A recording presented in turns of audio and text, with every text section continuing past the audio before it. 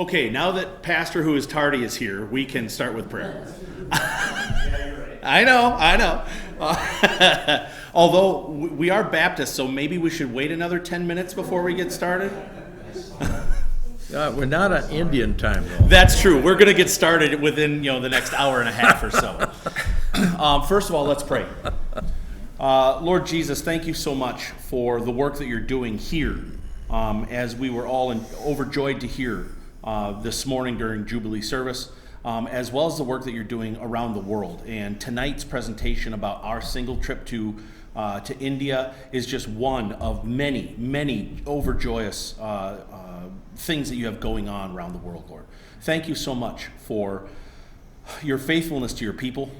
Thank you for the activity and the power of the Holy Spirit, Lord, and thank you so much for loving us, that you meet us right where we are, but you love us too much to leave us there. Lord, we ask that you would guide this evening. We pray that you would be glorified and that we all get another chance to sit back and be blown away by how amazing that you are. In Jesus' name we pray. Amen. First of all, thanks everybody for coming. This is not intended to be a super formal kind of a thing, as you can tell by Pastor Josh's shorts. Oh, I apologize. Yeah, forgive me. His jogger sweatpants, much more formal. Thank you. But the general structure of the evening is that we're going to have a presentation of slides. I'm going to do most of the talking just so that we can kind of move through and it doesn't take 4 hours. And then after that, it'll just be a little bit more free time for us to share, and then Q&A after that. So I do have pads of paper and pens up here. If you have questions, please don't forget them, but hold them to the end. So if you'd like to write them down, Sam, would you send these around so the folks can do that? And then again, at the Q&A section, if you've got something written down, we'll try and get to everything. And then people just go home when you're tired of being here. Thanks again. This is an amazing trip in general, and I'm very excited to be able to share. We're all very excited to be able to share, and so let's kick it off. Coach, you want to click the first one? This is us. This is the team that went. I sent a picture to my children because my outfits on this trip, I looked like a great value brand John Hammond from Jurassic Park. All right, go ahead, Coach. This is our reception in Vijayawada. This is the board of directors as well as us. All the way on the left, that is Suresh, who loves to introduce himself as, "Hi, I am Suresh, a very fine tailor." And he is. He's been a tailor for over 50 years. The outfits that all four of us are wearing this evening are from Suresh. That's the juba that I got last time, and Pastor John, who's also here with us tonight, he got one as well that trip. So he's very, very skilled. It's a little unusual standing in the middle of someone's living room while he's taking your measurements, all of your measurements for the jubas that you're going to get in a few days. But it's wonderful. Then it's Coach. Next to him is one of the co-founders, Pastor Joshua Bandamudi, and then Nathan, and then Prasad, who is a servant among servants. He is so heavily involved in so many different areas, whether that is with the children's home, with the Bible college, with the outreach to the vulnerable, handing out clothing and meals. He and his wife are both up to their eyeballs. Next to him, I don't recall his name. He is not part of the board of the directors, but he is one of the local pastors that wanted to come and greet us as well. Then it's Wayne. The other co-founder is between Wayne and I. That's Felix. And he is the one that's moved relatively recently, to Malaysia. He got married in April and moved to Malaysia, where his wife is from. Then that's me, Pastor David Raj, who is one of the board of directors. Next to him is a man technically named Chandra Shekhar, but nobody calls him that. Everybody calls him Dad. That is Joshua, one of the co-founders' fathers. And then Ganesh is at the end. He is the accountant, financial guy, and also part of the board of directors. When we got there, of course, there was lots of excitement. I got to see people that I have been missing for a year and a half since John and I went, but the excitement was just electric. All of us were greeted in love. We were met, and there's a lot of chittering, none of which we can understand. And it was very loving. It was very fun. Please come on in, folks. There's some seats in front, so it's going to be really embarrassing, and I'm sorry for that. We left on January 22nd, But with layovers and flight lengths and such, we showed up on Christmas Eve, the 24th.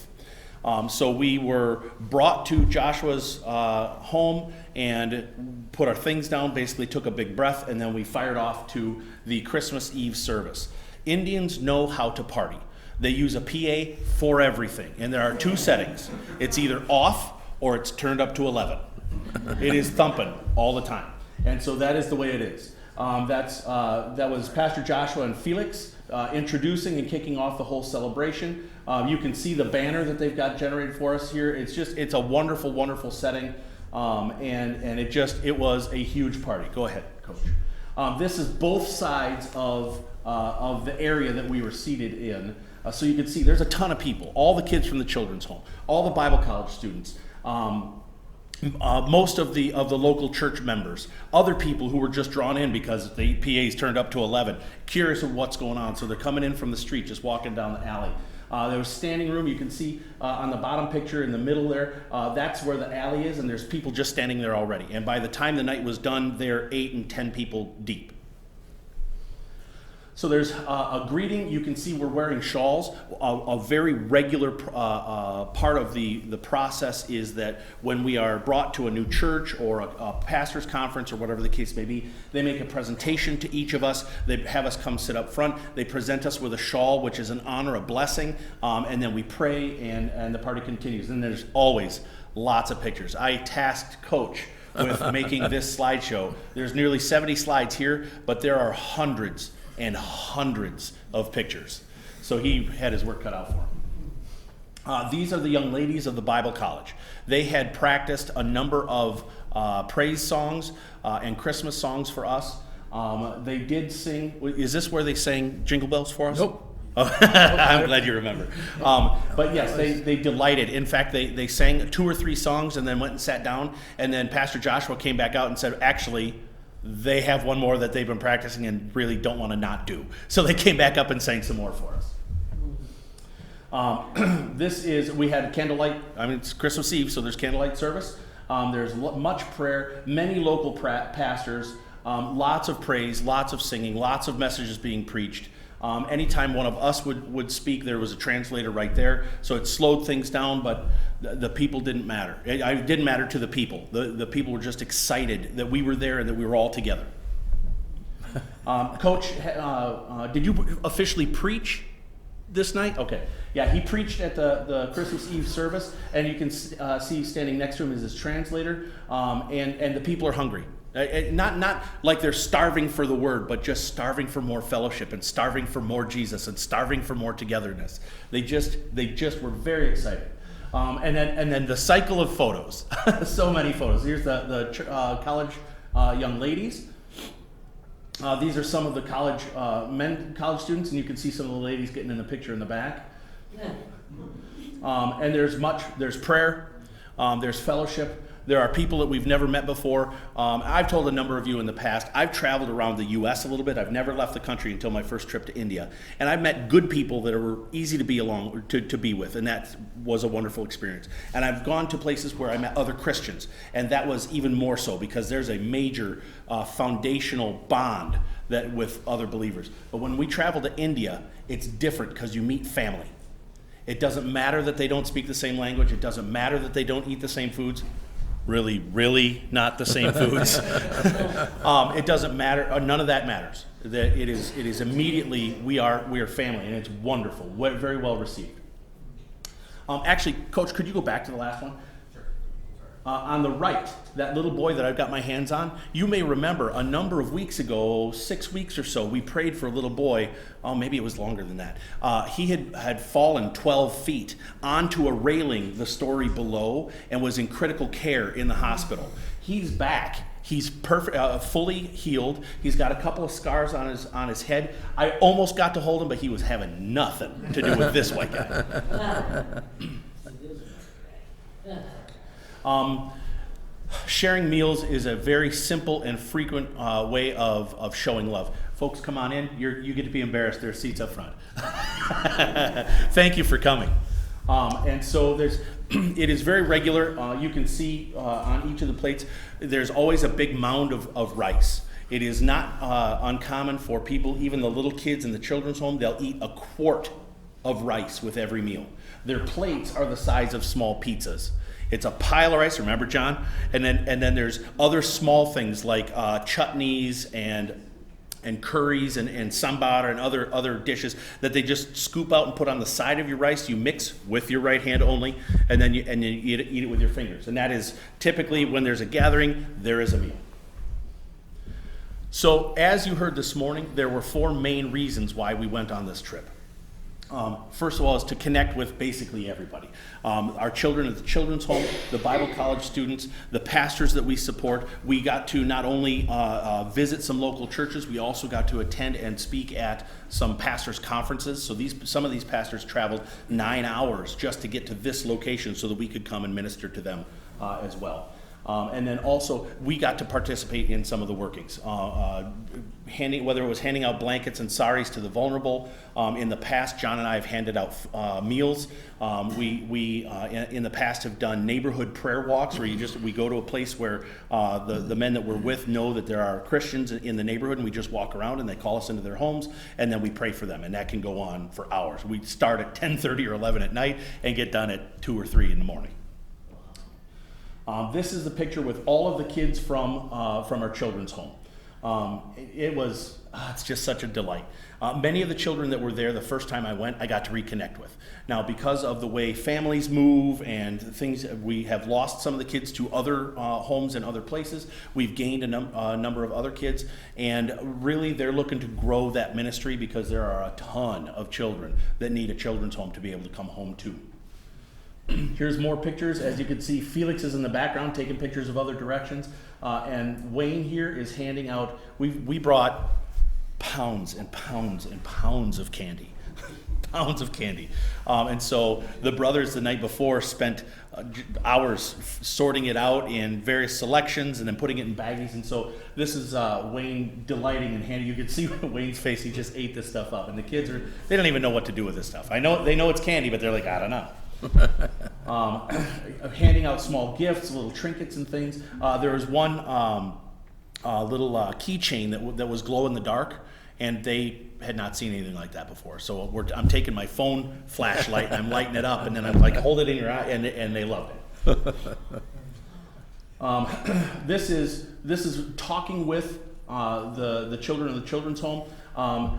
If you can see in the middle of the picture there are a couple of adults there. The man in the black t-shirt is a classmate and close friend with Joshua and Felix. He was at Bible college training with Youth with a Mission with them. His name is Vishito. He is from Nagaland, which is an extreme northern state in India. Next to him is a pastor and a wife of one of the local churches that God is doing amazing stuff in. This is still with the children's home. Coach was distributing. There were badminton sets and cricket kits, and when they were first being handed out, we weren't sure. Maybe this is kind of lopsided for the boys. The girls lost it when they found out they were cricket sets. They were just ripped to be able to play cricket too. This is the picture with all of the Bible college students. And we basically each took turns talking with all the groups of people. So my job, what the Lord's led me to, I build relationships. So I just speak from the heart, and He does what He does. And I'm very thankful. It's lots of fun, and it's frequently very moving. Wayne is sharing wisdom, and that's not a code word. He really was sharing wisdom, and they loved it. They loved having Wayne there. He was immediately Grandpa Wayne. One of the Bible college students is a young man named Paul. Paul's in a car accident 2 years ago? 3 years ago or 4. 3 or 4 years ago, and lost his leg partway down the femur. And so he has been operating with crutches, and as many people who have lost limbs, lost legs, the crutches are basically, he's not really very limited. He does everything everybody else does. It's just a little clunkier. Well, we are looking into having him fitted for a prosthetic leg, which, God willing, will transform what he is able to do and not have to pay attention to having 2 other arms that are hanging down from him all the These are bedrooms for. So when we got there, the girls from the children's home and the young ladies from the Bible college were all staying together at the children's home. So these are bedrooms from the young ladies at the children's home. This is the Bible college daily schedule. You'll notice that, let's see. Oh, this is just class schedule. Forgive me. It starts at 9 o'clock. We were also given a daily schedule. Their schedule starts at 5:30 every day, and they're going till 9 o'clock at night. This it has led some of the Bible college students that started with the college to drop out. They don't want to do it. But the ones that are staying, these young people are absolutely in love with Christ, and they're impatient, not impatient, but they're excited. They're anticipating to be able to go and serve Him. The young men are in Bible college. They're going to become pastors, and they're going to go out and they're going to go begin churches or help with churches that have already been started, and they're launching. The young ladies are they're not getting the same certification. They will not be pastors, but they will be leaving with ministry training and theological training, and then they will be going to support other ministries. This is one of the local churches. Coach got to, good? All right. It's pretty typical. That's the way many of them look, and that's about the size. They're not huge. They're not big churches. Go ahead to the next one. Coach preached at this one, and you can see, even just in the foreground of the picture, there's people packed in. You know, most folks sit on the floor, and then many times there's a row of chairs in the back, and it's people everywhere.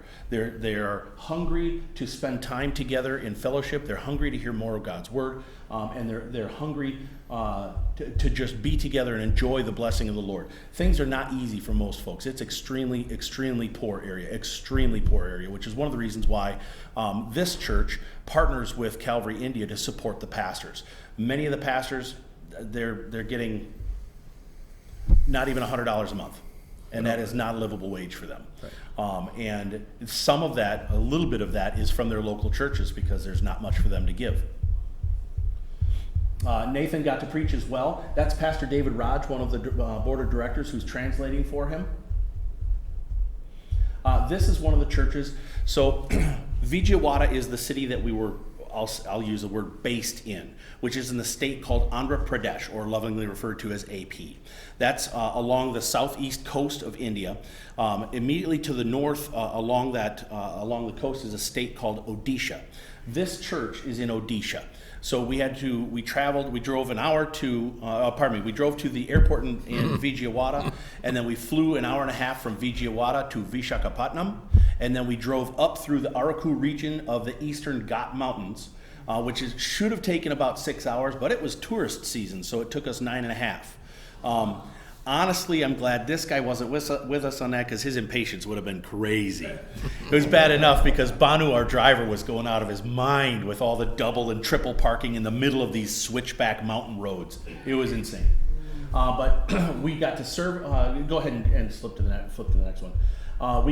This is the church on the right side. It's also very small. When we first got there, Nathan got to preach and teach to to the pastors' conference that was there.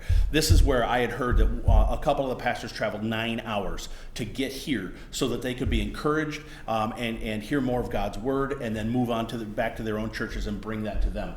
And so there was about 45 pastors, 36 of which fit in the building. The rest were sitting on the porch with their heads in the doorway so that they could hear as well. After that, there's way more people than fit in that church. And so we moved it to the outside here, where we got to speak and to praise and to celebrate Christmas and our visit and God's greatness with the whole body of Christ there. You see, just in front of the podium is an orange mat on the ground. The young ladies of the youth group there came and they did some thematic dancing for us. It was lots of fun. One of the pastors, who was also a translator, was leaning over to me and kept telling me, okay, this dance is about this, and that it's for this, and it's about God's greatness or whatever. And so then Nathan's sitting next to me, and so I lean over to him and explain what's going on, because we can't tell. It's beautiful and it's fun, but other than that, it was lost on us. We were very blessed. We got to do, was it 3 baptisms? And so this was right in the village. That's a very large pond that is commonly used for basically everything. It's not like a sewer or anything, but it's super used for all sorts of things. So yeah, we got to bring each of these people through the baptism experience, and it was very exciting. And I mean, glory to God. The church is growing. This village that we visited is a very small village. Now, to give you an idea of how things work in India versus America, I grew up in a very small town of 286 people. That's a very small town. Their very small village is still 12,000 people. It's packed. But it's a very small village, and the church is active. It's unofficially, it is a Hindu country, and Hinduism is rampant and everywhere. There are shrines and temples in the middle of neighborhoods through the thoroughfares and such, and yet God is still bringing people to saving faith through Christ Jesus, and we got to be part of that baptism for 3 of those. At that same celebration, we got to hand out saris and blankets to the vulnerable. The last time when Pastor John and I went, I was struck because there are so many more women in all of the churches. There would be 40 women, and there would be 3 or 4 men. And I kind of had an immature fit that I threw, because I'm like, why aren't they reaching out to the men? Well, the Lord gave me a lesson here. There, as you saw that one picture where we're all sitting there and there's a bunch of people where I pointed out the orange mat. We start handing out saris and blankets to the vulnerable women, the widows and that sort of thing. 3/4 of those people were widows. It's not that they're not reaching out to men. It's that men are dying. And in these little tiny villages, sometimes they die of simple things like diarrhea. It's a sad state of affairs, but the Lord is still active. And there are some ladies that needed help to get up out of their chairs and get up to the front, that we got to hold their hands and pray and hand out things that they would need, and it was an incredible blessing. This is it's Nathan preaching to the pastors' conference in Andrew's church. You can see it's tight. It's 3 chairs on one side, 3 chairs on the other side, 6 rows deep, and that's the whole church. You can see on the left side there's like a little outlet hanging in the doorway. That's their electricity. And they have sketchy little wires that are strung here and there to a light bulb. And yet, even so, was there 2 or 4 ceiling fans in that church, that little bitty church? I don't remember. They have ceiling fans and they're cranking. This is actually outside Lydia's father's church. So Lydia is Joshua, the co-founder Joshua's wife. Her dad, Pastor Daniel, lives about an hour away from the place that we were staying in Vijayawada, and we were blessed to preach there as well, and share a meal and have fellowship. This is outside his building. This property had been, when Daniel first moved to this area, it was a house that was in pretty bad shape, and him and his wife came, and they would have church at their house or in a space that they were renting in town. They actually the house was not in great shape. They knocked the house down, gathered funds, and built this church.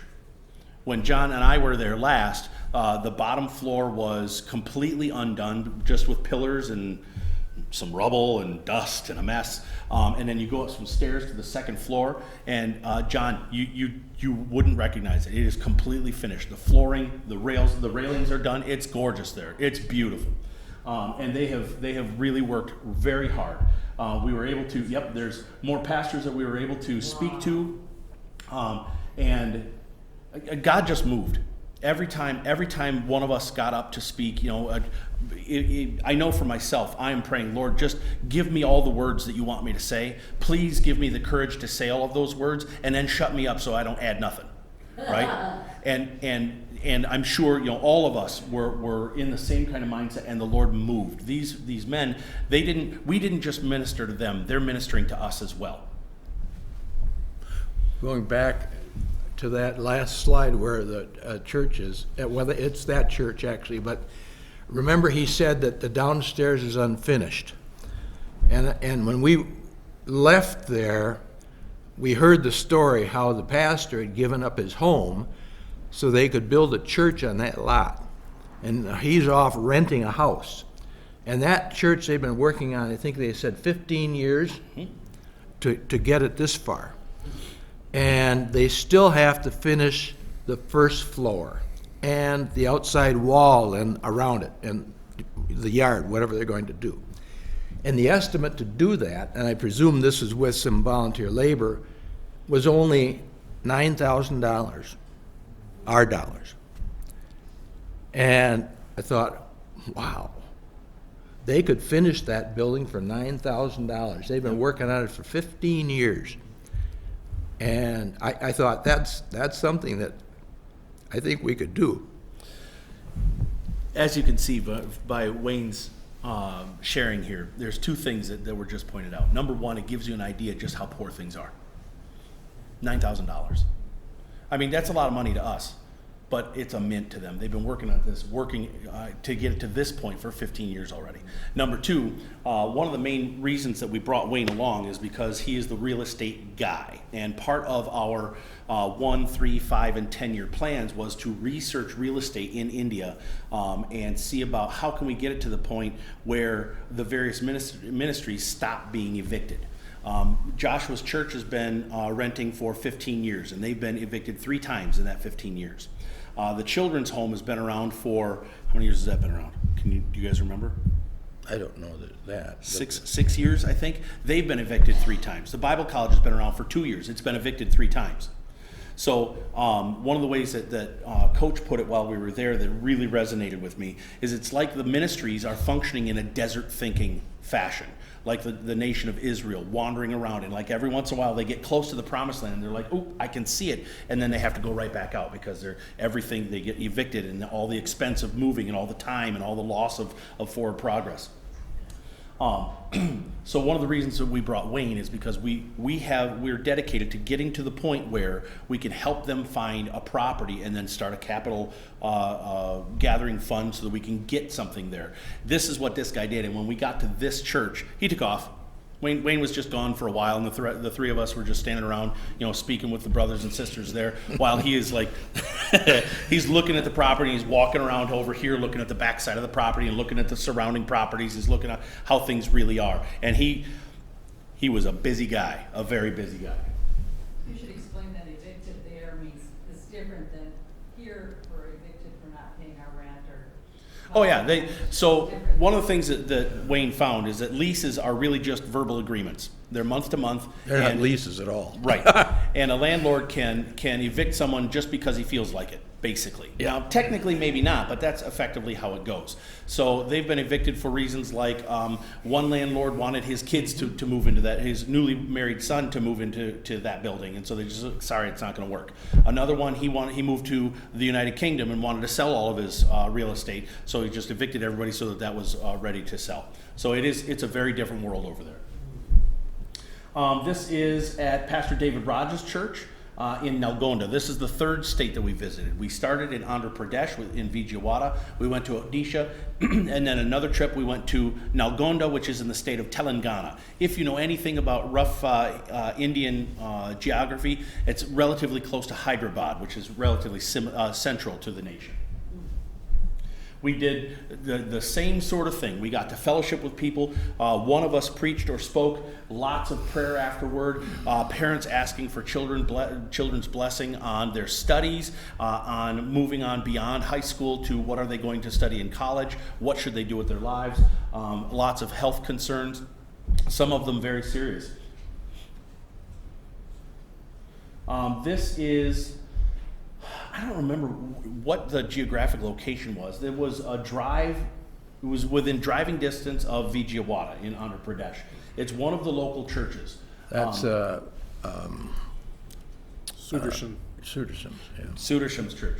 And this is, it's the church is this very long, narrow little building that when we arrived, they handled like a reception hall for us. It was very small. Yeah. And then we came outside to celebrate with the Lord. You can see the indoor-outdoor carpeting. It's very common for them to either rent or they might have some that they'll roll out on the ground so it's not dusty and dirty, and it gives people a place to sit. And you can see the preponderance of women.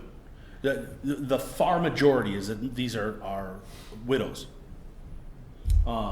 And so we got to pray with them. We got to praise with them. The PA, also here in the middle of nowhere, cranked to 11, thumping away. Lord is praised loudly. That was kind of at the end of, you might say, part of an alleyway back there. Yeah, They yeah. had just taken it over. It was next to their little church building. The little church building was probably about 1/3 the size of this room. It was long, probably 20 by 50 or 20 by 60, and it was just a metal shed. Yep, the other one. So this pastor and his wife and his two lovely daughters they are focused on spreading the gospel. And they have, not only do they operate his church that we just showed a picture of, they've also rented, honestly, it was a livestock shed. Yeah, it's rough.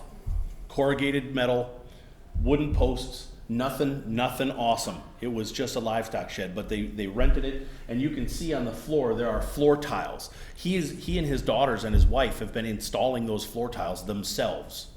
So, and then they've been having church service since the minute they had this place rented. So folks are coming. There's, I think they said 30, about 30 people About who are 30 attending people. this local church, in addition to the local church that he also operates. So they're making the trip, across the area every weekend to make sure that the people are hearing the gospel.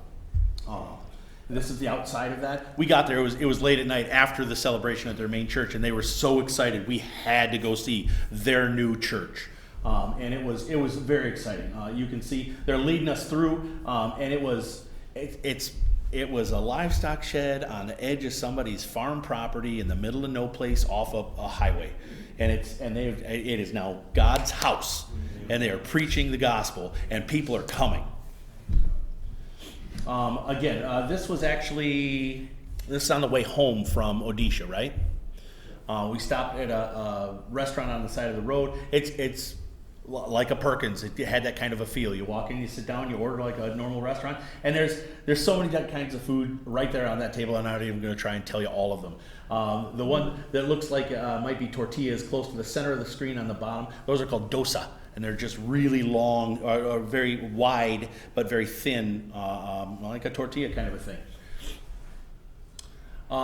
This is the progression. This is how it kind of went every time we went to a church meeting or the pastor's conference, with the way they welcome us and show us God's love and their appreciation for us to come. On the left, they would call one of us up. They'd set a chair down. They'd call one of us up, and then they would begin speaking about who this man is and what he's come to do and how thankful we are that he's here. On the right side, they give us these garlands. I don't know how much travel any of you have done, but I'm familiar with like the Hawaiian leis, the very delicate little lacy necklace of these are about 6 pounds each. They're much of them are mini rosebuds or carnations, and they're heavy. They're stuffed full. And they're wet. So Hundreds that of flowers. The petals stay full and beautiful. They're not like soaking, but they're dripping. And then they present the shawl. And then they throw carnation petals. Oh. They have bags literally the size of a 55-gallon drum. And when we were at the children's home, they're employing the children, and I'm telling you, they're throwing fastballs. they're nailing us. And you can see my favorite part of this picture. Look at the top of Wayne's head. And that's very common. They're in your shirt. You're picking them out when you're changing at night. But it's such a fun and beautiful and powerful experience to be welcomed like this by God's people. And it's a party. There's cheering, there's laughing, there's jokes, there's pointing. There's all sorts of fun being made and fun being had. One of the things that we got to do were, as I mentioned, we distributed blankets and saris to the vulnerable. We drove around one evening through the areas that are known in Vijayawada where the homeless lie. Vijayawada is the home to the largest Hindu temple in the nation of India. And so it draws a great number of homeless people. Number one, the homeless that you see will be men. You will not see the homeless women, and you won't see the homeless children. They hide at night. But the men that you see, some of them have mental health concerns. Some of them are heavy addicts, usually alcohol. Very, very common. Some of them are very old because there are certain Hindu groups, they have no value in their old people. And if you are no longer contributing, bringing something of value to the family, they literally just drop you off, and you're not welcome back at the house. And one of the growing groups, which is particularly bothersome to me, is there's a growing number of men who have wives, they have homes, they have jobs, and they just don't want to. And they leave. And because India is such a warm and comfortable place, they can live on the street. They don't need a house to shelter them, because the worst that's going to happen is it's going to rain in the rainy season. But at night, during the winter, the coldest part of the year, it's 78 degrees, very livable. And so they sleep on the street. In some cases, you can see each of these men that we're giving blankets to, they're on the sidewalk up against the rail. But there are cases, John, I don't know if you remember that one guy, he was sleeping on the street, leaning up against the curb, as cars and motorcycles and monstrosities of buses and what they call lorries, semi-trucks, are ripping by. And they're literally inches from the, it blows my mind. But yes, we were very blessed to be able to help these men. Some of them woke up, some of them didn't. Occasionally there was a thank you. We're not doing it for the thank you, but it's just a different kind of reception. We also, one of the things that Coach came on the trip for was he has access to a standardized Bible curriculum to produce pastors in foreign countries. So it's a 2-year curriculum. It's like a condensed Bible college course. Well, we had proposed to Joshua, Felix, and the Bible college that if they were interested, they could take this curriculum and make it part of their normal curriculum for the Bible college, because they have, in a sense, kind of cobbled together their own curriculum. It's actually, what they've been doing is pretty effective. But this would just give a great standardization. And it also, many of those, it's a 10-book series, and those books are printed in India, in all the major languages in India. So if they wanted to, if it grew to that point, each graduate of the school could potentially take a set of these theological books with them as their personal reference library. And then it also imparts a standardization of theology, so that if there's a pastor in one local area that begins preaching something that is not accurate, the other pastors in the area can come alongside and say, remember, we all went through this. Here's where the Bible lays it out, and this the guides will be able to help correct that teaching.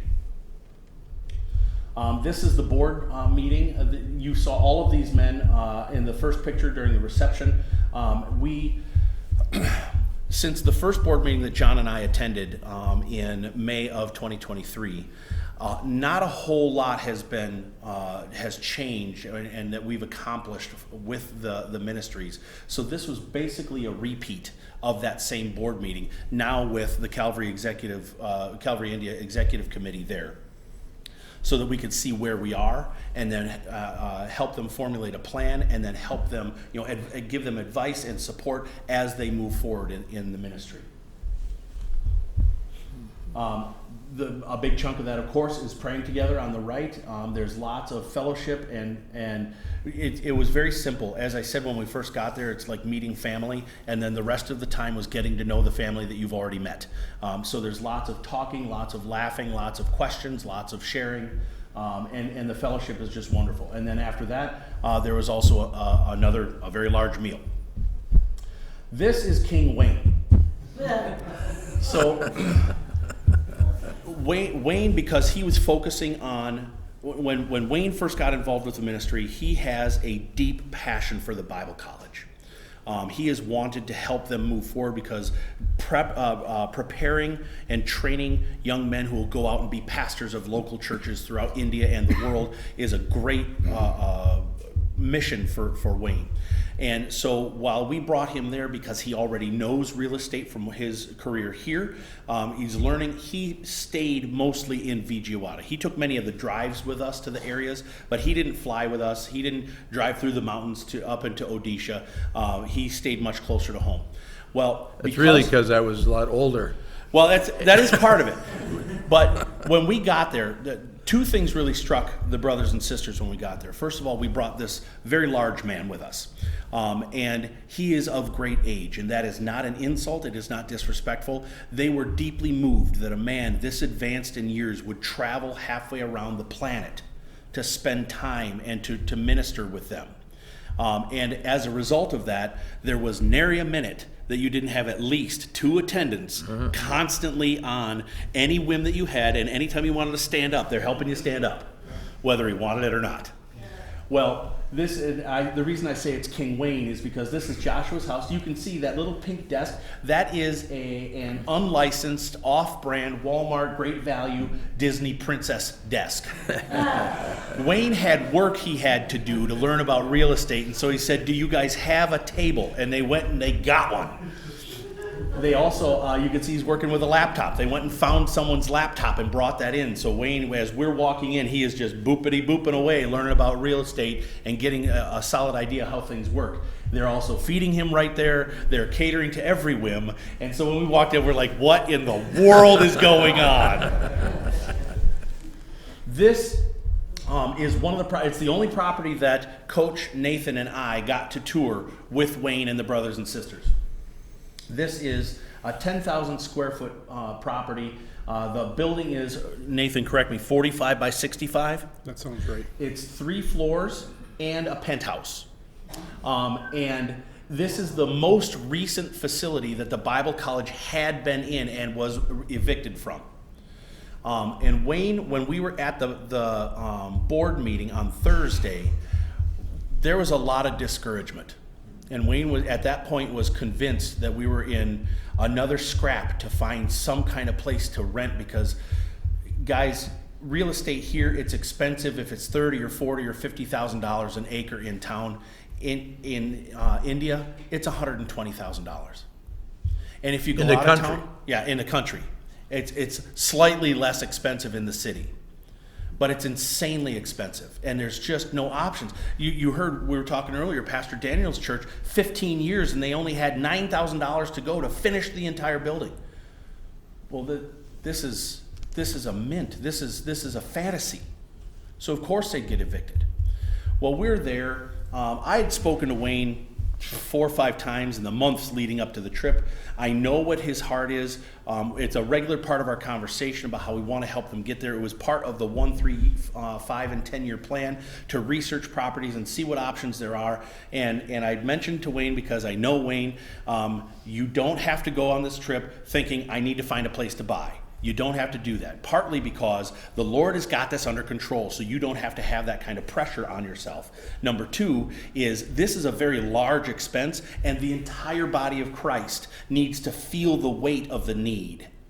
And so the Holy Spirit doesn't need Wayne's money. He doesn't need John's money. He doesn't need my money. The Holy Spirit does what he wants with money. And so we bring back the resources, and the Lord will do what he will do. We talked about that. We were all on the same page. On the trip, we had a joke about thinking perhaps changing Wayne's name to No Wayne, because he's like, well, how much would one of those cost? Would that be helpful? What could we do with this? That $9,000, we're like, no, Wayne, you can't buy that car. No, Wayne, you can't buy that boat. No, Wayne, you can't finish off that building. You know, and it was a joke because we knew we had work to do and information to get, but the Lord was going to do what he wanted. When we were touring that building, I don't have any real estate experience. I have my ideas of like, well, I could live here, this is workable, that sort of thing. Coach, Nathan don't have any real estate experience. Coach is walking around, I'm walking around, we're all walking around and looking at this property, and I'm like, man, this place is awesome. And Coach is like, man, he walked by me and kind of leaned in and he goes, there's more pro boxes getting checked than there are con boxes. And Nathan's like, this place is great. And he was the videographer. He has taken footage of everything on that property. Every floor, every room, every bathroom. There's 5 bathrooms in that home. It's huge. We go up to the penthouse, and it's just so sweet. The whole place was nice. And it was at that moment that the Lord just turned everything on its head. By the time we came home, that purchase was made. The pieces were in place. The final things are getting taken care of. But the Lord has said, nope, this needs to get done now. And because of the Lord's work, and he completely should. And at first, when Wayne's, he walks in one day and says, well, there's cause for celebration. And we're like, what are you even talking about? He said, well, we bought the property. I'm like, and at that moment, I had that flash of like, well, wait a minute, didn't we talk about this? No, Wayne, you can't buy that building, you know. But I knew I knew because of that experience. I knew everything shifted. I knew, no, he didn't defy my will. The Lord changed stuff. And that's exactly what was supposed to happen. And I have seen the water tests coming through, and I've seen the purchase agreement, and I've seen all sorts of legal documents I have no clue about. And it's underway. This is going to be purchased, and now the Bible college, the entire Bible college, all of the children will be able to live in that home, and they'll be able to have classes in that building. All of the children from our children's home will be able to move into that building, and there's space. And there will be space for chaperones and adults to be there because, of course, the importance of separating the sexes and propriety and all that sort of thing. There's 5 bathrooms. And there's one outside. Not like just outside. There's a house. But it's set. And on the back of this property, there's just open space. It's rough. But there's space to build another 3 or 4, however many story building. And at that point, that's when we can move the children from the children's home into their own new children's home. And that gets to grow. And then this Bible college is going to be cavernously empty compared to what it is about to be here. And it gets to grow.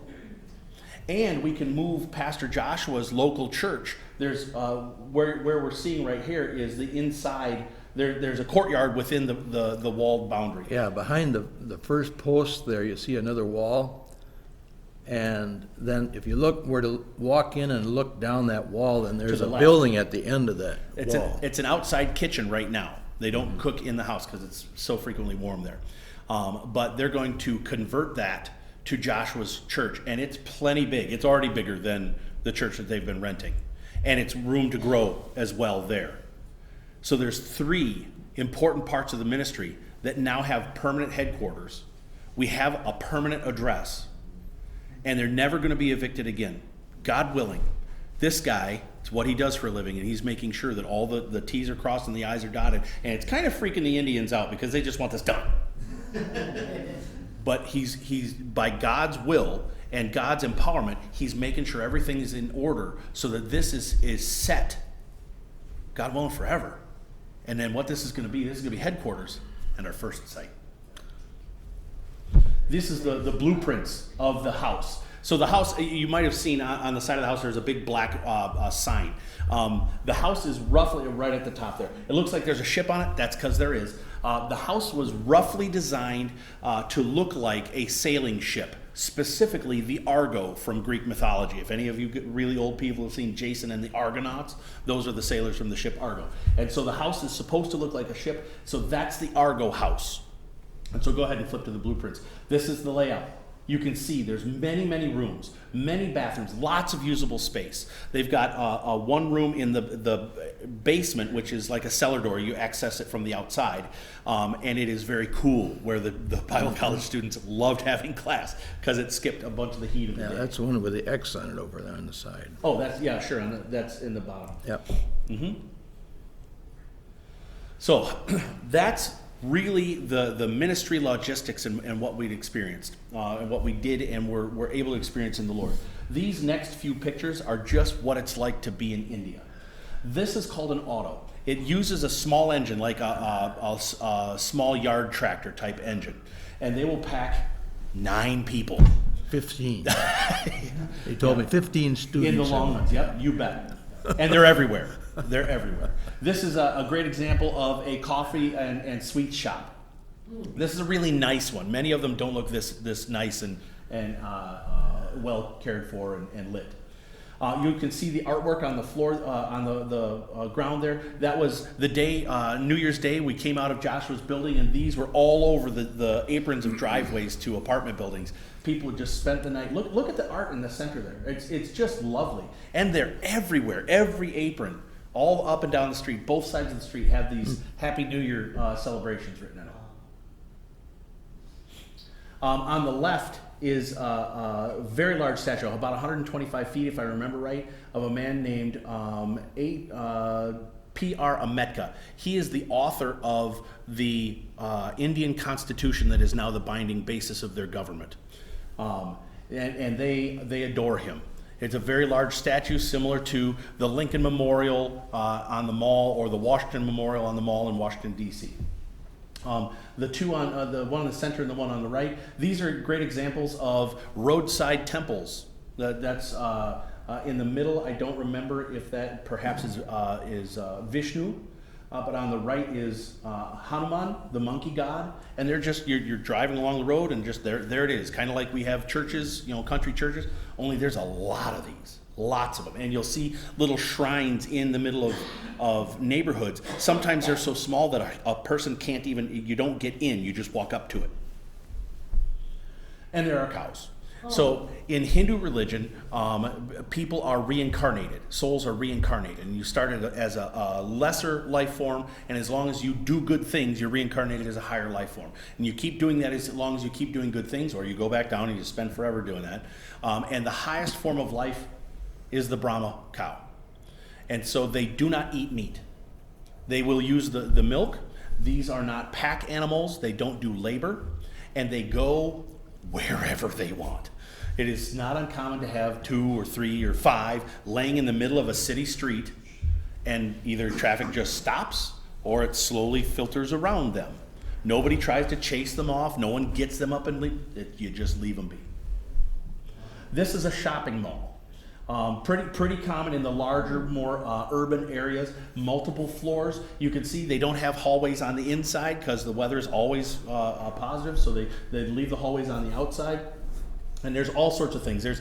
We saw a third floor scooter store, like 49cc motorcycle type, little scooter on the third floor, and they've got them in the windows. Where are you going to test drive that? Many roadside vendors, people who farm just a little bit deeper away from the road, and then they bring the goods up and then they sell them. There are fruits.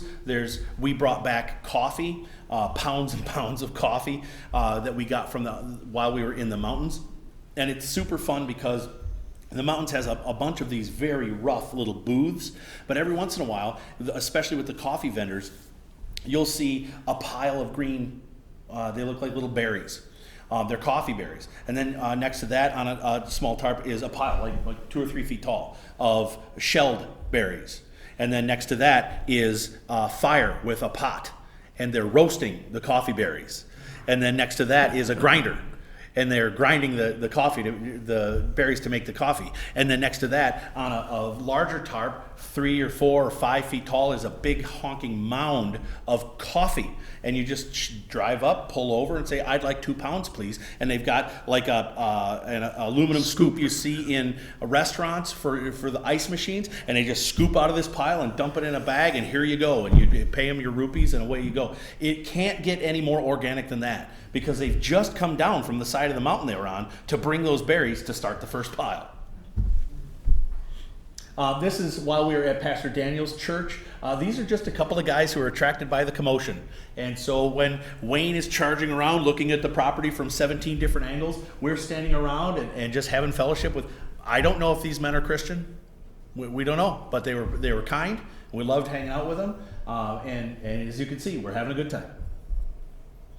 The man in yellow is an absolute legend. This young man is named Banu, and he is our driver.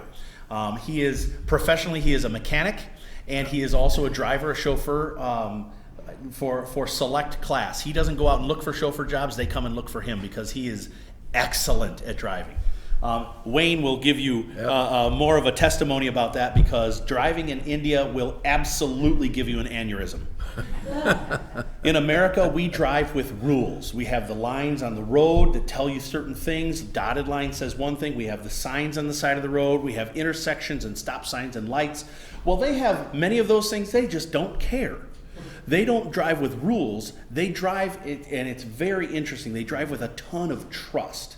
Everywhere you go, you're popping your horn to let other people where you are, and it's much more like blood in your vessels, just kind of organically sweeping around. And at any given intersection, when they actually have to stop, it'll be the buses and the lorries that do whatever they want. They stop wherever they like. And then after that, the cars will pack in. Some will come up right alongside the lorries. Some of them will squeeze in over here. Some of them might be turning around and facing this way and just sitting there. And then wherever there's open space, motorcycles and scooters stuff in. And it doesn't matter what direction they're facing. It's insane. Well, this young man is an incredible driver. When I first got there, I had to kind of get over the whole driving trauma. But then once I realized that God has got this young man gifted, I just relaxed and I enjoyed the ride. It was fun to watch because, man, he was very, very good. He's also incredibly humble. You see that funky look on his face? He hates that we're giving him attention. He hates it. And now, he's not mad at us, but that's not why he does any of this. And I warned the guys, when you get here, Bono's not going to let you carry your own bags. You better just give it up. You hand it to him. And at first, on my first trip, I started feeling bad. I'm like, well, I mean, you're not my slave here. You know, I can do it for myself. Has nothing to do with it. It is an easy way, and it's one of the ways that Bono communicates, I love you, I greatly value you, please let me serve you. And he's wonderful. By the way, as a hobby on the weekends, he's a drift racer. Very going scene. Is that it? All right. Fellas, I'd really like, if you've got things that are on your mind that you'd like to talk about, experiences that you've had, whether that's logistics with the ministries or just how it was while you were being there.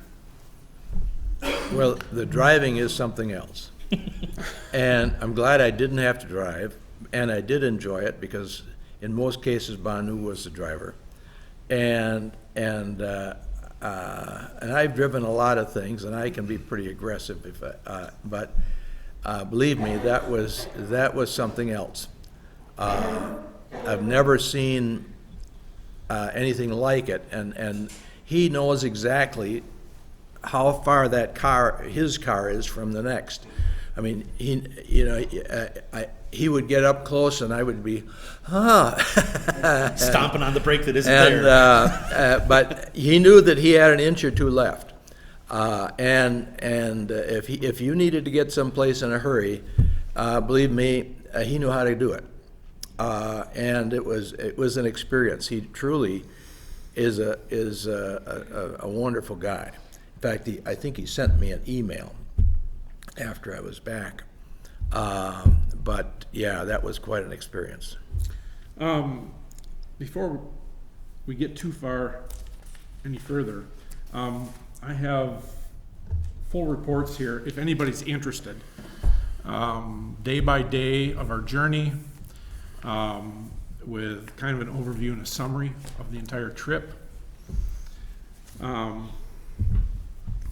Also, I just have a couple of notes I'd like to share. Sure. I'm kind of a big picture guy rather than a detailed guy, so I'm going to give an overview here. Calvary India was started, as Jonas was saying, by Pastor Joshua and Pastor Felix after they were trained by YWAM. And they're very evangelistic. And as of this year, they have pastors in 3 different states now. Andhra Pradesh, Odisha, and Telangana. Each state has a regional director from Calvary India that oversees the pastors in that state. And it networks with other pastors in that state. So those pastors, Pastor Joshua, Pastor Andrew, and Pastor David, all have lots of pastors that they network with in their region or in their state.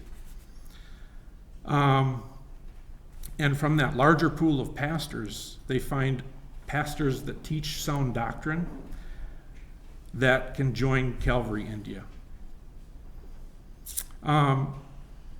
Pastor Joshua was voted the president of his network in Andhra Pradesh recently, and as you saw, Coach spoke at a pastor conference with 110 pastors there. But only some, maybe 15 of those people, 15 of those pastors were actually Calvary India pastors. And so over 110, maybe 130 pastors there were just pastors from that state. Also, notes that I took on just kind of the government of India and the current state of the government. As Jonas mentioned, the Constitution was passed in 1950, and it changed the entire nation of India at that time. But since the Constitution was written, the government has been primarily secular. However, in the last 15 years, the prime minister that came into power is a Hindu nationalist. And since that time, the central government has become increasingly Hindu. This prime minister has been voted in 3 times now. And the persecution for the Christians is different depending upon the state. So, for example, in the northern states, some of the churches are all burned. But in the middle and southern states, many of the Christians are openly Christian. But, for example, if they were to preach in the streets, they would probably face persecution, possibly being beat up, and things like that, because the government won't support them, because it's Hindu. The Hindus have a law over there against basically religious proselytizing. In other words, trying to get other people to change to your religion. And if you preach in public, you are risking being, aside from being attacked and maybe beat up or even worse, you're risking going to jail, because they, in many of those provinces, they will arrest you, and many of those pastors, especially in the northern provinces, have been in jail a number of times for just that, preaching in or preaching in the open, or being available for ministry, you might say. Yeah. And so it is difficult. Kind of a summary is just, when we were there, we weren't really sure what we were going to, what to expect when we went down there to look at Calvary India. But the faithfulness that they've shown to God's people and to spread the gospel is just amazing. It's overwhelming, really. Their ability to use relationships, their ability to network with other pastors, and it seems so amazing that they use so little to do so much. So, and they work tirelessly to spread the gospel. I mean, Pastor Joshua, sometimes he doesn't get enough sleep. All the time. All the time he does. His wife was in tears with us, pleading for us to pray for him and for more help, because his health is, he's diabetic, and I mean, he's not in a hospital or anything, but he's run ragged constantly. Plus, he's got 2 little kids. So I would say, despite some questions at sometimes that get raised, it really is an honor and a privilege for us to be able to work with them. So, fellas, Coach, do you have anything you want to say right now? Sure. Please do. I love the fact that we do Jubilee Sunday here, where we get to kind of step back and see where Calvary Eau Claire has, where it's moved, how God has moved, and so forth. Echoing what these 3 guys have said in the pictures and so forth.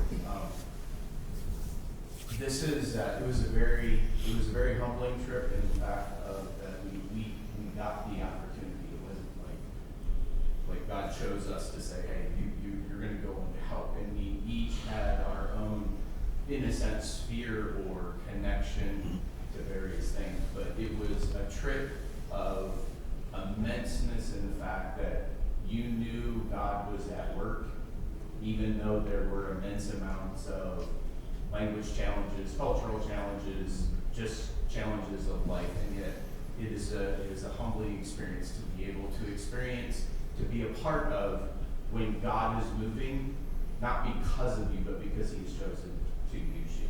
And that is immensely humbling.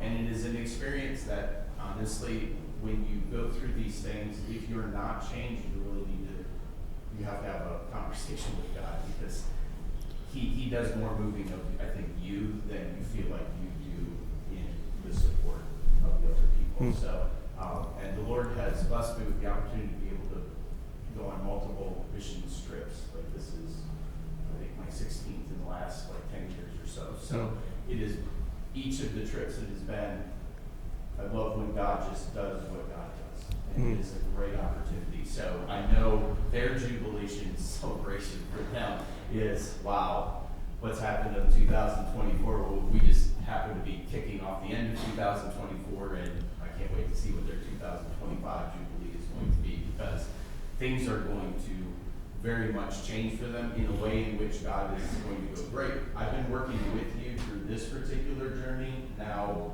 by the way, we're gonna show off. I'm gonna show off more of myself, because there's more work and more opportunities for you guys to do. So it was a great revelation. I'd also like you guys to talk a little bit. Let's not talk as much about the ministry, but your experience being there. Let's talk about food. Let's talk about differences in culture. Let's talk about all the what things struck you about being there. It's just like, well, this is not what I was expecting. One of the things that I'll mention is that they do use Western toilets most of the time. You go to the small villages, and they have traditional toilets, which are they're referred to as squatties, and they're basically a very nice porcelain hole in the ground. And so it's very, very different. Toilet paper is not a common thing. It's basically unheard of. You can get it, but why would they? And so that is a major, major difference in there. We got to some places where if you couldn't hold it, you were going to be very uncomfortable while you're using this completely alien thing to do what we're very accustomed to in a particular fashion here. Anybody want to talk about the cuisine? Well, I would say, the cuisine is very spicy. They have, basically, you're eating rice with spicy chicken and sauces on the side. And this quality of sanitation at maybe the more rural areas is not what we would expect. So that's probably what I would say. I think what Nathan's being very diplomatic about is we stopped on the way through the Araku region of the mountains at one particular restaurant. It was a big deal. It was a major restaurant. There's a line waiting out the door, and it's a modern building, with tables and chairs and glass windows and air conditioning. It was a full-on restaurant, and the three of us that were there got a slight food poisoning. So we had a little bit of discomfort. It wasn't major, and it's never happened before. But again, you go to a different country, there's always the possibility of, our Food and Drug Administration has so thoroughly sanitized our foods that our systems really can sometimes have a difficult time dealing with anything that's not what we're accustomed to. But I think the food is delicious. I think it's lots of fun. There's definitely varying levels of spiciness and heat. But I got home and I didn't want to eat any curry for a while. And you'll miss meat over there. As Jonas said, it's chicken. The Indians are great exporters of beef. Now get this. Their cows are holy, but they export a lot of beef. But you don't eat it there. They don't, it isn't served, at least that we could find. Nope. And a little interesting tidbit of fact that here they're willing to export it out for other people to to eat it, but they won't allow it to be eaten at home, or it's not acceptable at Well, home. and frankly, they're happy to export it and make money from it. Oh, yeah, yeah, yeah. But they're not going to eat it at home. That's got to look a very different thing. Yeah. At first, when I went over, we here were thinking of, we were thinking of the needs over there for facilities, and we thought, well, here, why don't they just get a few acres on the edge of town or something, and build a new children's home and college. And so I asked Joshua to, find something that's available that we could look at. And so he did, but he said, well, it's a little ways out, okay, fine. Well, after about an hour or an hour and a half in the car on the way there, I said, wait a minute, this is not even feasible. We can't build a facility out this far and expect the teachers to come out and teach every day. And furthermore, if you wanted to have a church there, that you're too far from the church, the people that are at the church now, a lot of them don't have cars, and they couldn't participate in a church out there. So we went and looked at the property anyway, because we'd made appointments for 2 properties. But it was a shocker. Instead of being more inexpensive, the land out there was $118,000 an acre. That was the asking price. And whereas, here, we're maybe looking at 5 acres at $15,000 an acre. So it just gives you an idea of the price. And I computed that the average price of rural land was even more dramatic compared to our prices than of urban land. And that, along with the other things I mentioned, kind of brought me around 160 to, whoa, wait a minute. We're not going to go outside of town, because if we build a building out there for the children and for the college, then you still have to build another building in town for the church, or rent another building. If we could put them all together under one roof, that would be much better. And so it turned me around 180 degrees, and we came back into town, and I started asking questions, and come to find out the lot that you saw in the picture there of that Christmas Eve meeting, that was available and for sale, and it was 9,700 square feet, and which is a small lot here. The average city lot in Eau Claire is about 120 by, well, an older style lot in the older part of town, 66 by 120 or 132. And a newer, in the newer part of town, you're probably looking at 100 by 132. So that's 13,000 square feet. That's about a quarter acre, third acre to a quarter acre. Here's a regular house lot. The lot that we were looking at over there was a commercial lot. Well, I should say it was residential, but over there it's blended, and it's not as easily defined as it is here. And you'll find the lot, for example, could have been used probably for like a 5-story apartment building. And for that 9,700 square foot lot, they were asking $325,000, which is $30-some a square foot. And there's no building on it. And there's no building. It's And- literally dirt. Well, plus you got it, it's 3 feet low, so to start off, you'd have to fill it 3 feet to bring it up to grade. And it's surrounded on all sides by backyards of other buildings, which, is not really very attractive usually. And it didn't have any street frontage. You got to it by an alley coming back. So it was really not a lot that I would desire to put a nice building on in the first place, because it just didn't have any frontage. Nevertheless, it was available, so we looked at it, and I visited with an architect also and determined what it would cost to build a building there. And the building prices are cheap enough. You can build a building, the first floor of the building usually is $35 a square foot, and the second floors and on up are another $25 a square foot. Well, compared to our prices here, that's unbelievably cheap.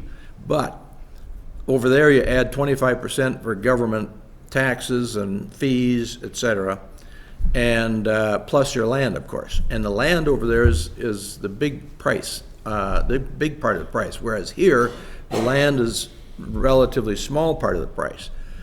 And so in doing some quick calculations, I figured, okay, if we bought that lot, and even if we did buy that lot and filled it up and built a building there and so on, you're probably looking at somewhere between $700,000 and $1,000 and $1 million just to build a new building that would meet their needs on this back alley lot, so to speak. Current needs. Current needs, Current right, needs, their no current growth. needs.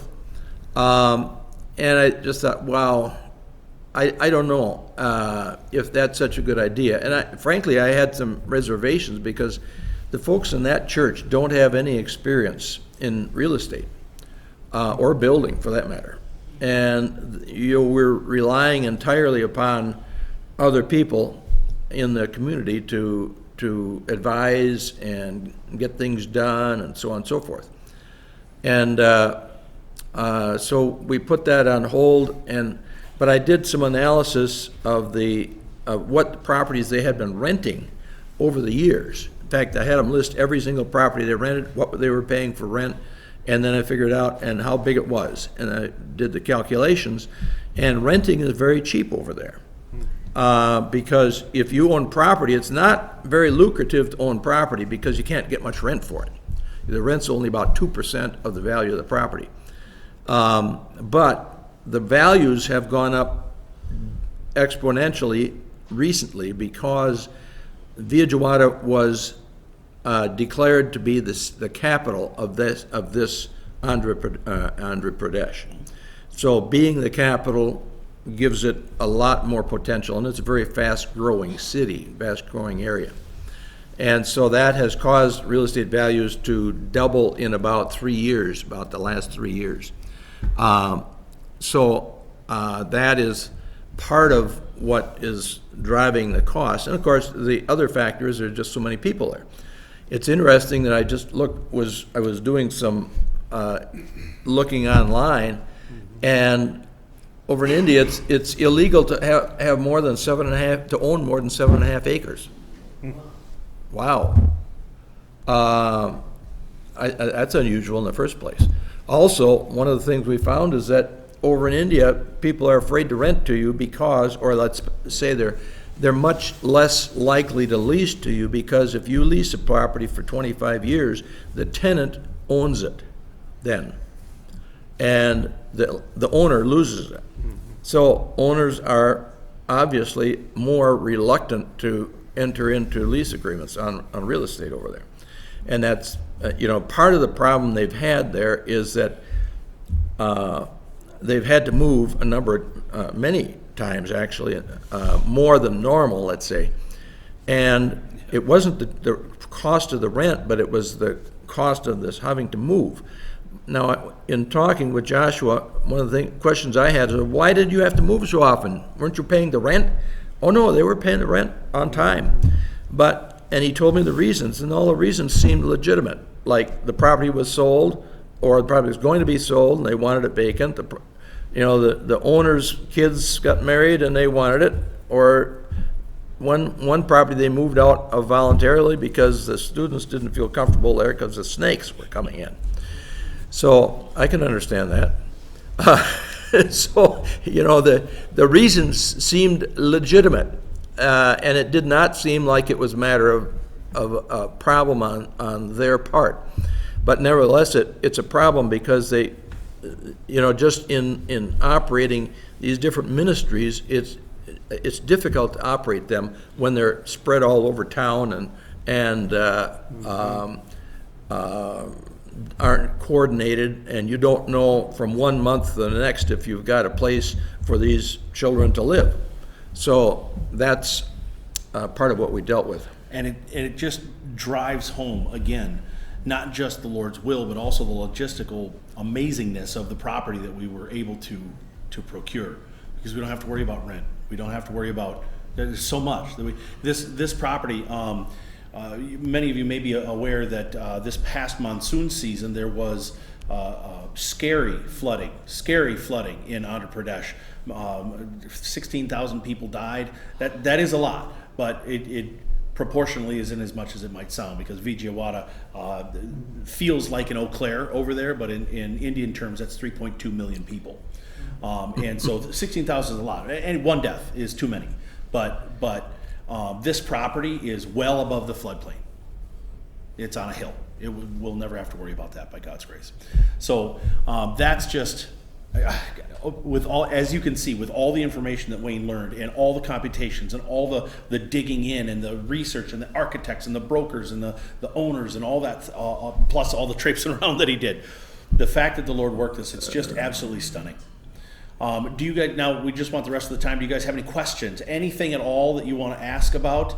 We're more than happy to talk about. We also, I do see that one, I'll get you in a minute here. Chai and Sushruta, would you guys come up? So we recently have a young Indian couple begin attending church here. We didn't know. Actually, it was, I think Coach was the one that first said, "Come on up." Oh, you're in the spotlight now. So we have been to India. I've been to India a grand total of a whole month worth of time. So I'm still a complete ignoramus. These two young people, Sushruta has been here for a couple of years. Is she? Pardon me? No, 6 months. Oh, forgive me. Sorry. No, you guys have been married for a couple of years.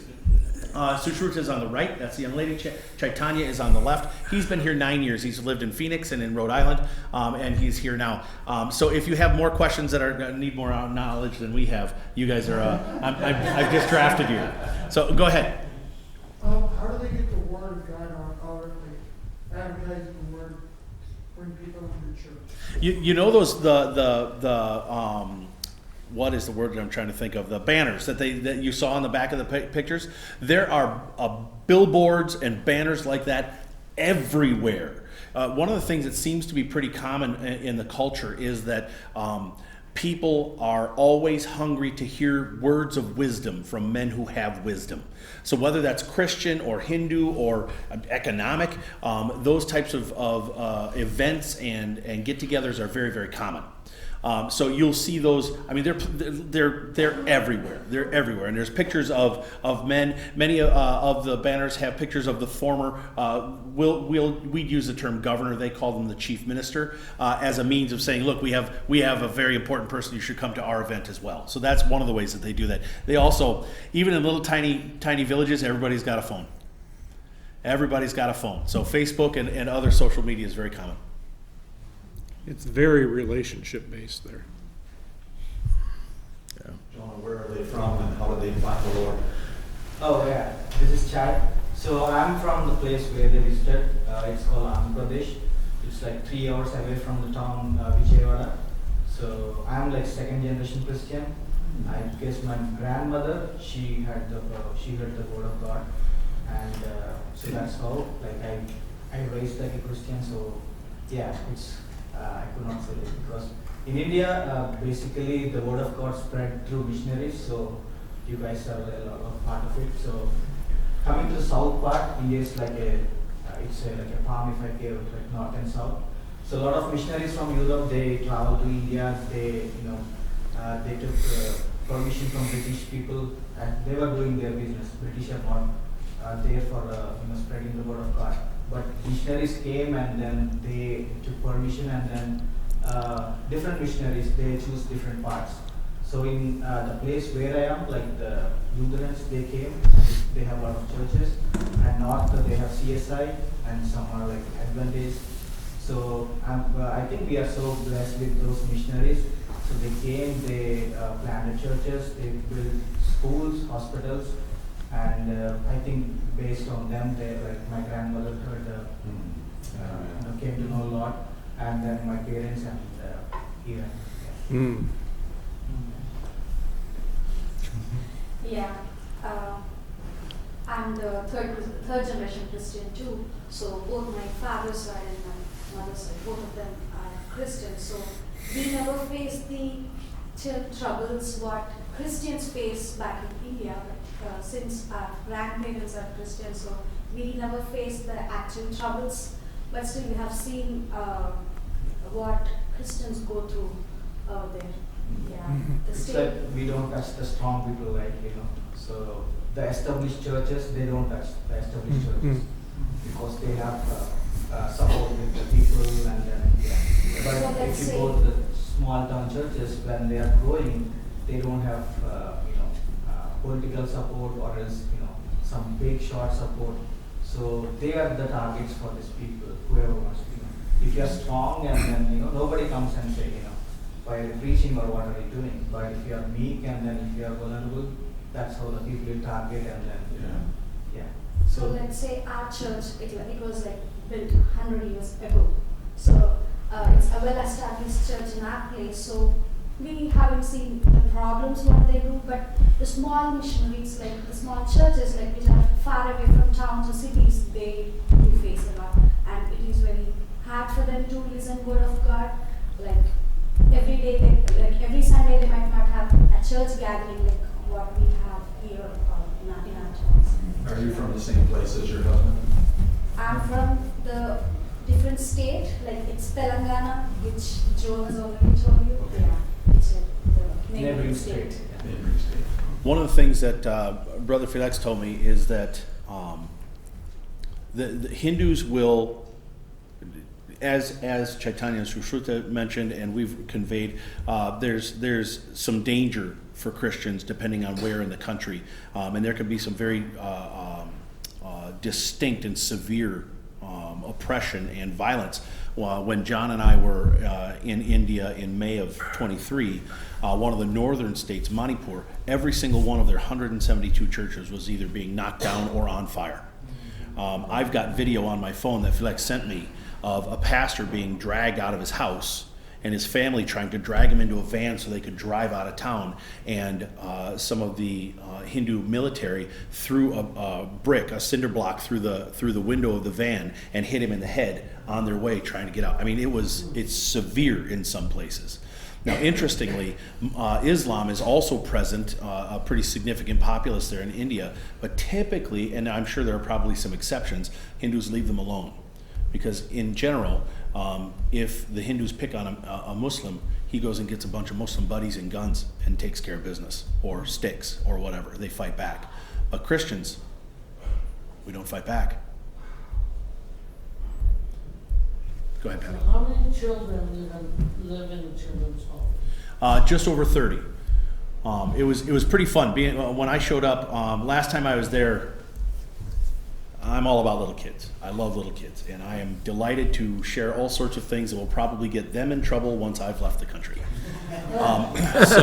So I taught them things like thumb wars and how to build a little frog's face with your fingers and armpit farts. Oh, John, they remembered finger hearts. They remembered finger hearts. John taught the children in the children's home last time we were there finger hearts, and they're throwing it in my face from like gang signs, man. It was everywhere. But so we were roughhousing. So when I showed up, when we all showed up, many of the children remembered me, and I was immediately mobbed. I had to sit down because they're climbing on my lap, they're climbing on my head, and it was wonderful. So then I've got a bunch of these hands shooting out to me, and I forgot at first, and so I'm like, shaking hands or whatever, and then they're like, no, thumb wars, and so I'm engaged in thumb wars, but for forever. And then the other kids that I hadn't met before, these children were standing off to the side at first, like horrified, like why are they dealing? What are those kids doing with that big scary white guy? But it didn't take long before. I mean, the armpit farts attracts everybody. So we're arm wrestling, and it was so much fun. So yeah, there's right around 30, about 36 right now, right? Yep, Yeah, 36, 36 kids in the children's home. It fluctuates. About half of them that were there when I was there last have moved on, either their family. So these aren't necessarily orphans. Some of them are orphans, but some of them come from single-parent families who are destitute and they can't support the kids. Some of them come from Hindu families that don't want this one for some reason. And so it's a very unusual reasons that some of them are there. But then if that family moves, they'll take that child and they'll go find another place for them wherever they move to. So about half of them that were there before were gone, and so we've got another group of children there for now. Anyone else? Any questions? Yes?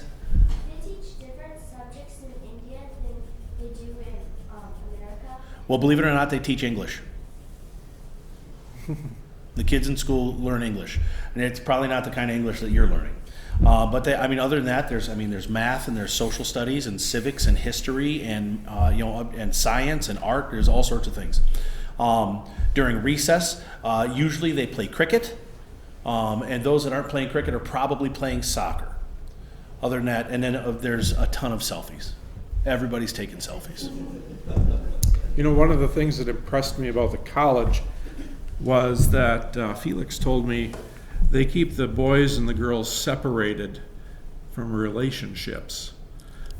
So they keep them pure in their devotion to Christ while they're there so that they can focus on their studies. And I found that to be important for their training in purity. I thought that was important. I thought that was interesting. And it shows their commitment to individual purity as well. Along with that, when the Bible College got started just a couple of years ago, it was it planned to be a 2-year plan with curriculum, and then they move out and they go into the mission field. What they found with the rigorous schedule that they've got is that they lost a number of students. When we started last year, we had about 20 young men as Bible college students, and we're down to about 10 or maybe 11 right now.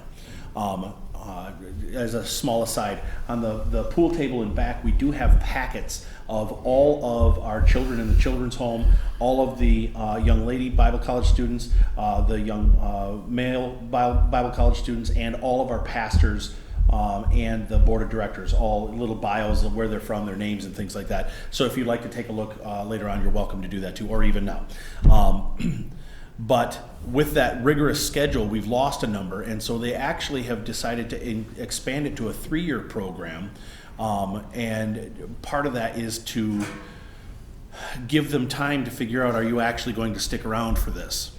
And they're actually considering adding a 4th year where you get done with the 3-year program, and then for 1 year you serve with the ministry in whatever area. And there's a couple of reasons for that, because more hands make light work, but also because these young people are going to be going out to the mission field and doing the work. And so this is a fantastic way to say, okay, guess what? For running a church is not glamorous and fun most of the time. There's a grind. There's ugly stuff you don't want to have to do. You got to wash chairs and sweep floors and all that sort of thing too, so that they have a more of a realistic sense of this is what it looks like to start a church, to help in this ministry, whatever the case may be. Yeah. How big is the church serve? Is it big as like ours, or? You mean how many people come, or how long is it? Is there like a lot of people? It depends on the church, but a lot of them are around 30 people.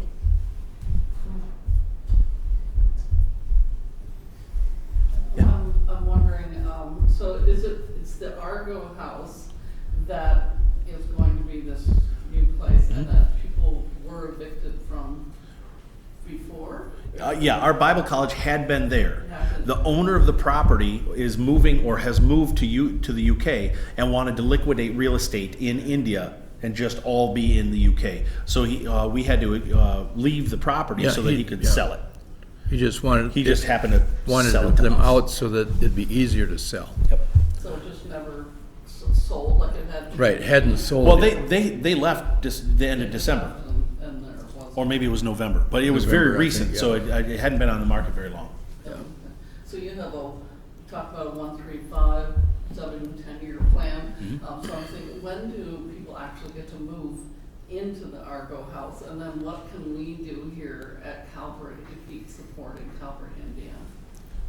Killer questions. Wayne, you probably have better information about when they'll be able to move in. They can move in as, actually the property will be vacant at time of closing.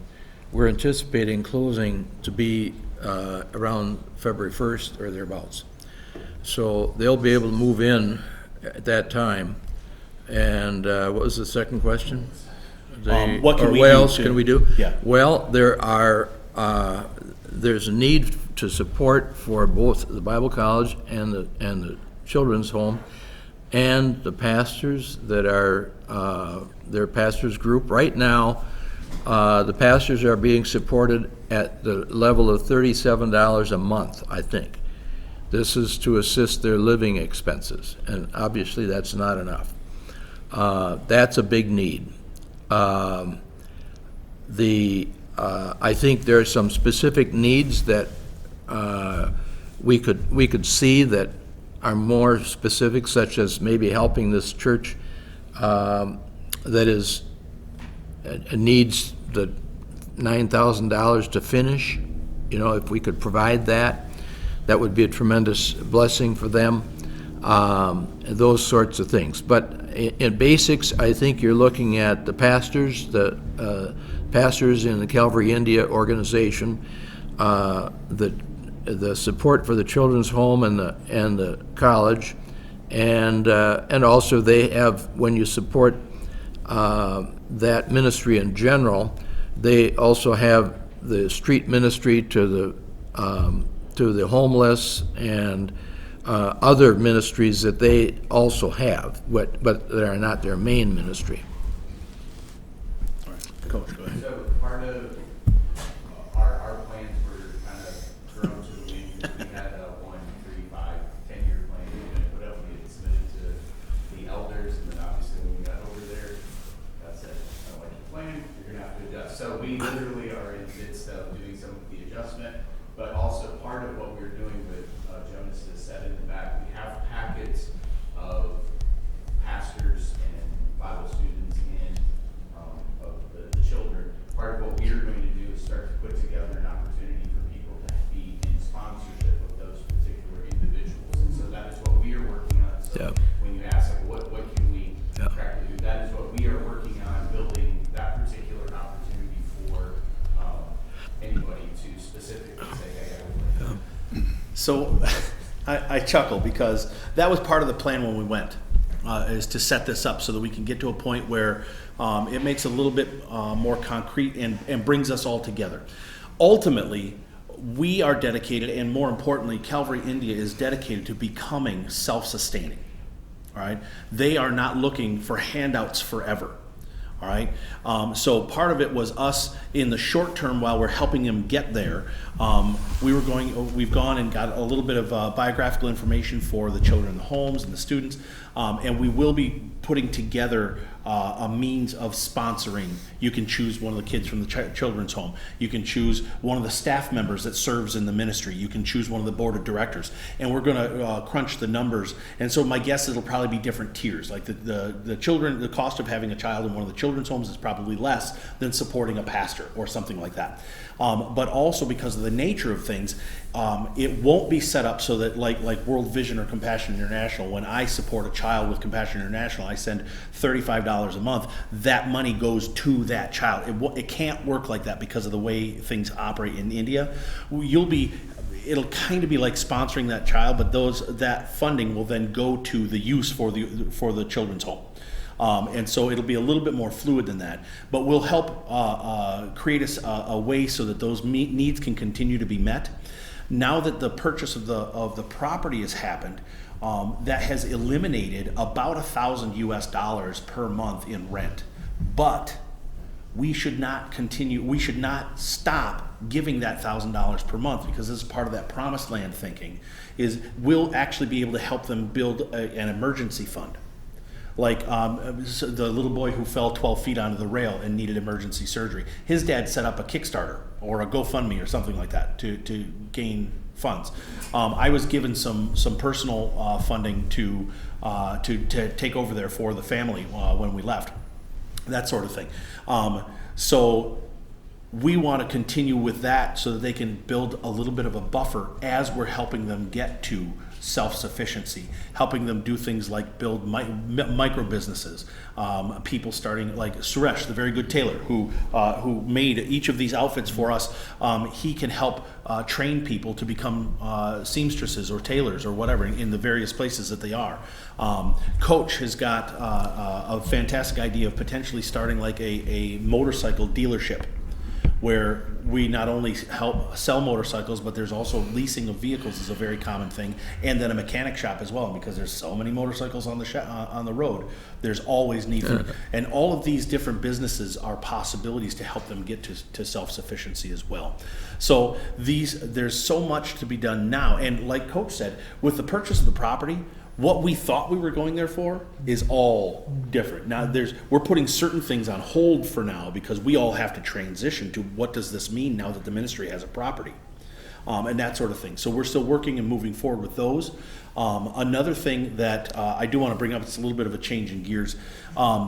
Since John and I first went, and I'm sure before I went, it's just when I first heard about it, the ministry is hoping to have eventually 2 trips of us per year to go over there and help with the ministries.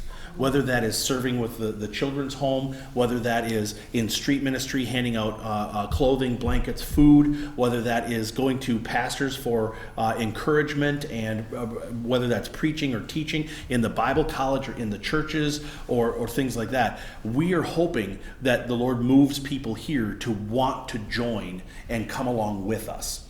I have a sign-up sheet in the back. Thank you. Coach and Tara took care of that. If you have any interest at all, that's not a commitment. We don't even have a time for the trip figured out yet. There's a couple of proposed times on there, but there's also an option to just write one in that would work for you. If you have any potential interest at all in participating, please sign up.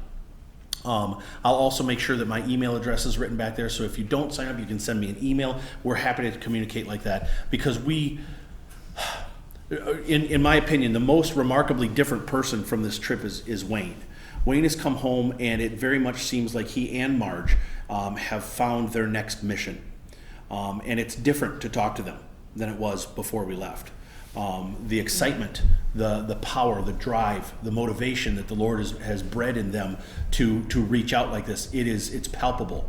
And I think I sit and talk to him, and really what that means is I walk up to Wayne and he talks to me. It's very different than it was just a month ago, just 6 weeks ago. And like Coach pointed out, when you go on a trip like this, you come back different, and the opportunity to not only serve the Lord for others, but the way He is going to take you and say, this my child is what I have in store for you, and change you. It is very powerful. And so if you have at all any interest, please sign up on that sheet, or talk to one of us, and you'll get redirected to me, and we'll be collating and start reaching out and get plans going. If the trip is going to happen this year, it'll be later this year, like perhaps in December again, or maybe next year. But we'll have to start moving now to start making plans and getting things moving. Does anyone have any more questions? Anything at all? Yeah? Do they have professional sports? They do. So the big one in India, I thought perhaps it was going to be soccer because that's so popular worldwide. But everyone I speak to, they say, yeah, there's soccer, but it's cricket. Are you familiar with what cricket is? It's kind of like baseball, only very different. There's a guy that throws a wooden ball, and there's a guy with a bat. But sometimes when he swings the bat, he hits it backwards on purpose. And that's not a foul ball. And they don't use mitts. Remember, that's a wooden ball. And sometimes it is sailing. They don't use mitts, and the field is huge. They're charging around. There's these things called wickets that don't make any sense to baseball fans. It's crazy, but yes, it is a huge industry. There's lots of them. There's soccer. There's rugby is also relatively popular, and they're very active in the international sports competitions as well. And like I said, Banu, his hobby, he's a drift racer on the weekends. Now that's not professional, and sometimes it gets a little sketchy. They do it on the side. And sometimes in the dark. But I mean, so there's that sort of thing going on too. Anyone else? Anything? What kind of car is he drift racing? You are not going to believe this. His favorite car to drift race is a Toyota minivan. Really? Whoa! And They rent them. They race rented vehicles. It's the craziest thing. Yeah, the specific model is called the Toyota Innova. But in the Indian languages, V's are pronounced like W's, so it's an Innova. And it is, that's the vehicle, because he loves them so much. That's the one that we tootled around in while we were in India. And I'm like, you are kidding me, right? It's 3-row seating. It's a van, dude. And they're ripping around, sliding the back end around it. What is happening? It is the craziest thing. Yep. They also do drift racing with motorcycles. That also scares the tar out of me. Oh. For those of you who are not familiar, drift racing is not a race for speed, it's a race for control. And the way they make that happen is that they intentionally break loose the back wheels of the car. So when they're going around a turn, they're not turning like this, they're swinging that around and sliding it all. And good drift racers, you'll see those cars 1 or 2 inches apart as they're sliding around these turns. It's mind-blowing, and Banu is the king. He's excellent. He's so excellent behind the wheel. Anything else, anyone? Yeah. Yeah, when you guys went there, how did you guys, for like the time change, how did you guys get acclimated to the time change? Well, the Indians are not merciful. John will remember when we first went. We hit the ground and then started charging. We put our bags down, had a little bit of water, and then we were out the door. And that's basically what it was. We got to Vijayawada on December 24th. We put our things down, found out where we were going to be staying, and then it was Christmas Eve service. And so at that time, now they're 11 and a half hours ahead of us right now. Okay, so we're getting in at what is 11 o'clock a.m. their time, but that's the middle of the night for us. So they just shoved us through. And eventually, you just get to the point where you're so exhausted, you sleep and you catch up. Yeah, you just deal with it. And honestly, coming home was more traumatic for me. I slept 26 of the first 40 hours that I was home. We had a bad layover scenario, so. I'm not sure that would have mattered. So didn't you have like a 16-hour layover in London? Yeah. Yep. We had a 12-hour in Delhi and a 16-hour in London, so. The 16 was actually kind of cool because it was overnight for us, so we got a hotel room, we just slept. So that was normal. But the 12 hours in Delhi, that was long. That was long. So what did you do during the 12 hours in Delhi? Lots of sitting around. Could you go to like little gift shops or something? You could. It's a little bit stricter with leaving the airport and so forth, and they kind of kept you in certain areas, and we couldn't advance to our next gate until we could get a ticket. The ticket agency wasn't open because we were there so early, so they have to only run their tickets a certain time, so 8 hours before, so. Well, that makes sense. It's just logistical stuff, so.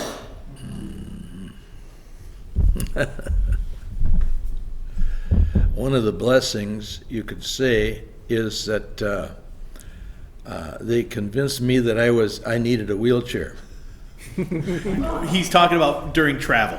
So when we're in airports, we got a wheelchair. I became the wheelchair hero. The wheelchair hero, really. Because it's actually a whole lot easier getting around these big airports if you've got one of their staff wheeling you through and knowing where they're going and how to get there. And these guys were following, so Like it actually helped. And yes, in one case I think it saved us. It did. Because we had a long way to go and a short time to get there, and it was a very confusing airport. some of these international airports are absolutely just monstrosities. Like Yeah, walking a mile yeah. or more. Yeah, it was a sometimes to get kilometer. from It was where you're landing to. One gate to the next. And so if you have someone who has special needs,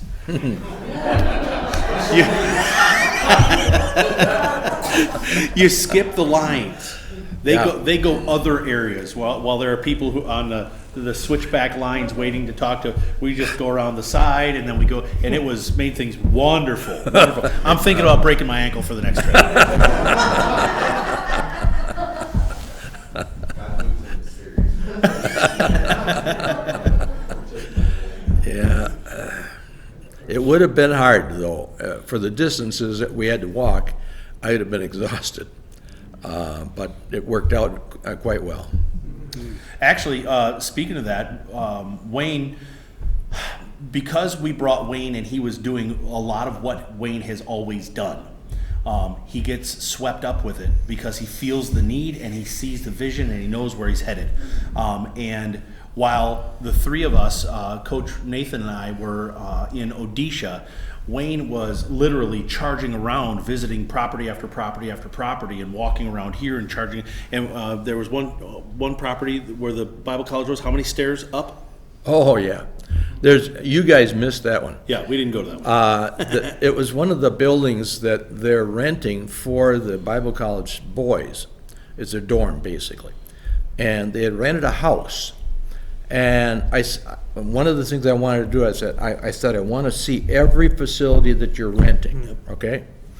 That was one. And this house, and I could show you a picture of it, you'd like it.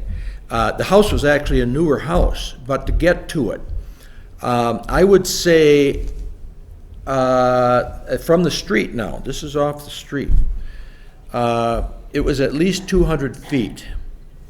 First you went, well, not quite up, well, it was, I don't know how high it was up, but you went uphill for half of that on a kind of a blacktop pebblestone trail, and then you got to the stairs, and there was level after level after level of stairs that were fairly steep to get up to it, and then you finally got to where the house, and the house was the very last one, of course, on the end. And by the time you get to it, I was exhausted, and I'm sure you would be, just because it was such a trek off the street. And if it was level, it would have been one thing, but you went up 40, 50 feet, I'm sure, to get to it. And that's one of the properties that Wayne was charging around. So when we actually got back, Wayne he was pretty exhausted. He took some time down. So it was, the man was driven and he was moved by the Lord to do what he has got skill set to do. But he was also reminded that he's not 25 anymore. No, that's right. Any more questions? Okay, it's getting close to 8 o'clock. We were thinking it was going to be about 2 hours.